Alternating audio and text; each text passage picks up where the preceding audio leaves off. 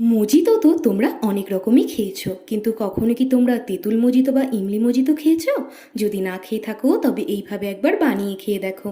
আজ বানাবো তেঁতুল মজিতো, যেটা বানানোর জন্য আমি 10টা মতো তেঁতুল লজেন্স নিয়ে নিয়েছি। এবারে লজেন্সগুলোর খোসা ছাড়িয়ে একটা মিক্সিতে ব্লেন্ড করে নেব। অন্যদিকে একটা গ্লাসে দিয়ে দেব 2 টুকরো লেবু, ব্লেন্ড করা তেঁতুল লজেন্স, জলজিরা আর স্প্রাইট। আমাকে একজন দিদিভাই কমেন্ট করেছে, নাইস রেসিপি। থ্যাংক ইউ দিদিভাই আমাকে কমেন্ট করার জন্য। তো দেখো, স্প্রাইট দেবার পর সমস্তটাকে চামচের সাহায্যে মিশিয়ে নিয়ে 1 টুকরো লেবু দিয়ে একটু সাজিয়ে দেব। তো রেডি হয়ে গেল আমাদের তেঁতুল মজিতো বা ইমলি মজিতো। আমার ভিডিওগুলো যদি তোমাদের ভালো লেগে থাকে তাহলে প্লিজ একটা লাইক কমেন্ট করে দিও।